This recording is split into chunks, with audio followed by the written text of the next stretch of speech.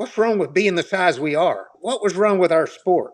Why do we have to sell out to big money? Why do we have to sell our soul 100%? The fans' rally cry is, we should have went back to Road America where it was standing room only.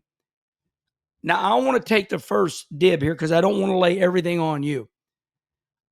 Listening to Ben Kennedy, it seems like NASCAR is adamant, Mark, about this global footprint that Ben Kennedy keeps talking about. It's like they feel like they're as good as they can be in America, and they want to start this global footprint so much to where they took Steve Phelps and put him for international seas operation, and now Steve O'Donnell is the NASCAR president.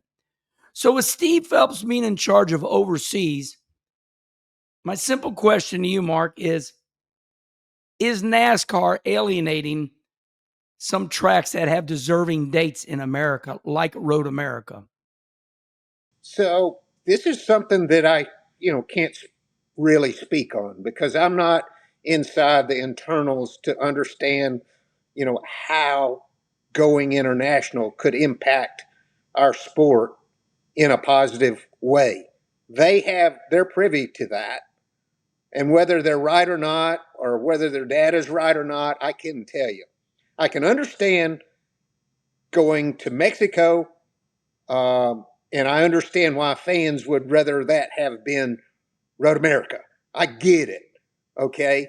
But, they could possibly expand their audience, in Mexico by, giving them a race and getting people fired up. There was a lot of fan enthusiasm at that race. So I understand from that standpoint. But one of the things that you said was, and I've said this all along, what's wrong with being the size we are? What's wrong with our what was wrong with our sport? Why do we have to sell out to big money? I mean, we all made it. In the 80s, when Rusty and I went NASCAR racing, there wasn't much money in the sport. And we got rides and we drove cars. Why do we have to sell our soul 100% and change our product 100%?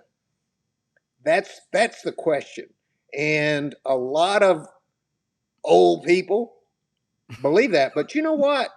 I'm followed by a lot of young people that I'm shocked if they got to see me race. If they got to see me race, they were little kids, if they even did.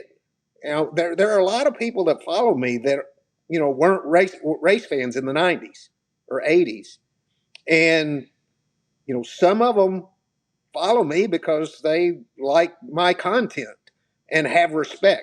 Another point I'd like to make is, why do people love the races on YouTube from the 90s? Why? They're not as exciting as today's racing, but yet they say they are. Why? Because they're different. That's why.